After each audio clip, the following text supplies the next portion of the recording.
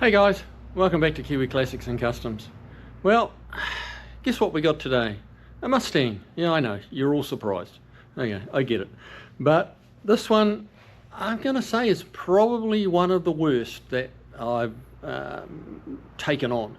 And yeah, so let's have a little look around this thing and I'll fill you on all the plans, all the kind of the bucket list for this car. And yeah, this is going to be the beginning of probably a bunch of videos on this car. It's getting a lot of stuff done to it, and as you'll see in a second, got a lot of stuff it needs doing to it. So let's go. Right, a little closer look. It has rust kind of everywhere. Let me grab a light because it's a little dark. Actually, let's have a little look at this. This arrived like pretty much as you see it. I've taken a few more bits off it today, but yeah, it's got a lot of rust. Someone's done a interesting repair job on the cowl here. They've cut it around here to access under here, so I'm just going to pull this up and you're going to see it at the same time I'm seeing it. Yeah. Ooh, to do something in here.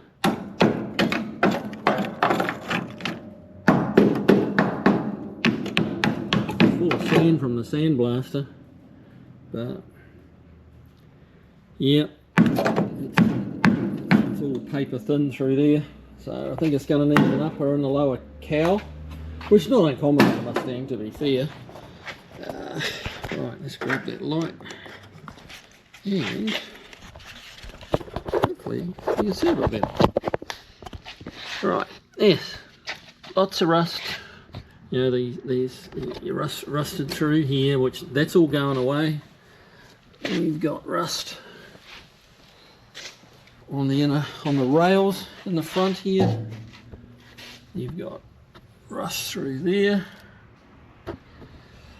And you've got rust through here. Rust through the front of the rail. Okay. I need to think it out. I truly dropped the camera. All too exciting.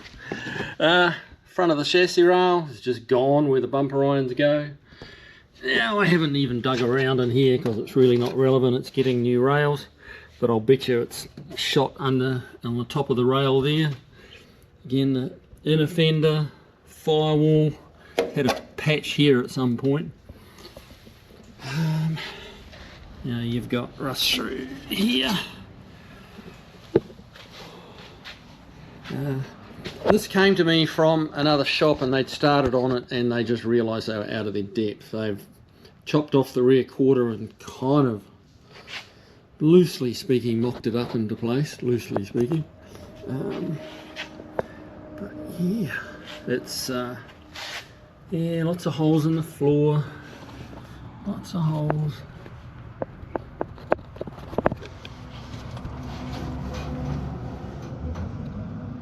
Just lots of rust issues.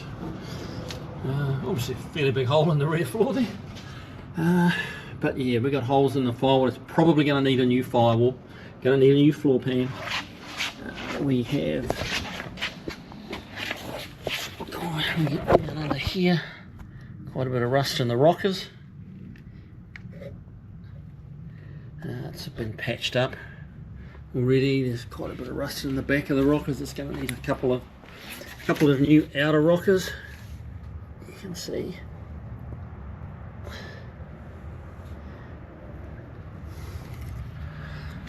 So I know some of you are going to be going, this guy should have got a new shell. And you know, there's an argument for that. You know, 18 odd grand for a shell plus shipping, which is quite high because it's shipping a whole car basically. Check out the rear chassis rails. Just holes like everywhere. Try this. This will maybe give you an idea of where some of the, you know, what's not big rust holes, there's just lots of little pinholes. I'm filming this by myself today, guys, so you'll have to forgive my camera work a little, but yeah, it's the sandblaster doesn't tell any lies for you, you know. It shows you everything that's going on.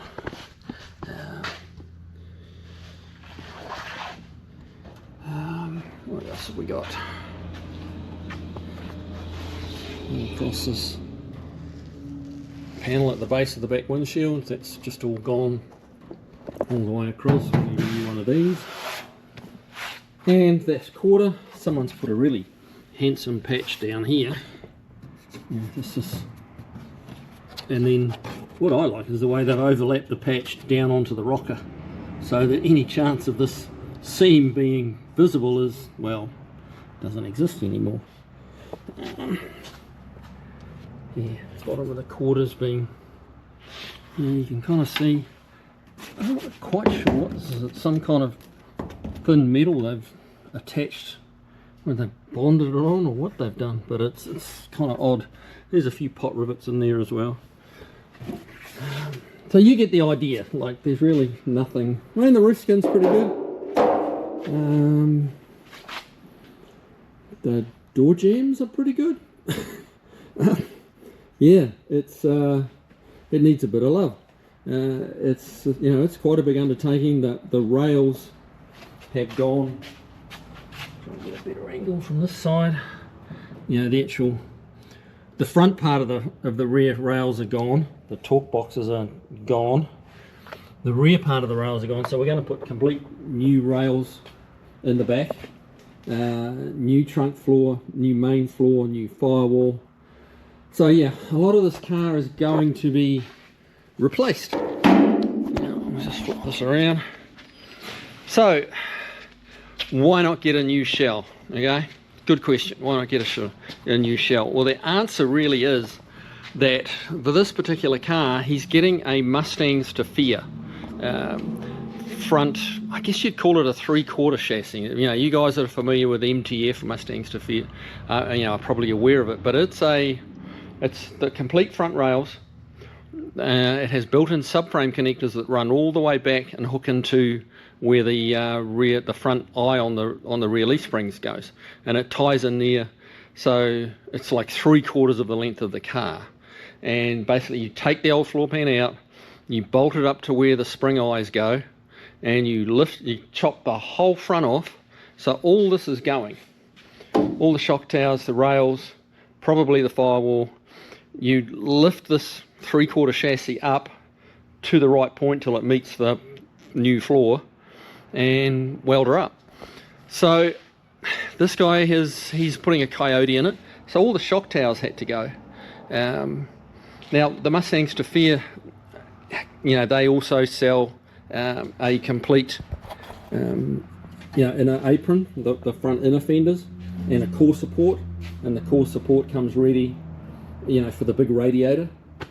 So it's appears to be a well thought out system. Now, I haven't had any personal dealings with Mustangs Fastback, with their product, I should say. So, you know, we're going to go through that on the videos to come, and I'll give you an honest opinion of, you know, is it good, is it bad, is it good but got issues, you know, here and there.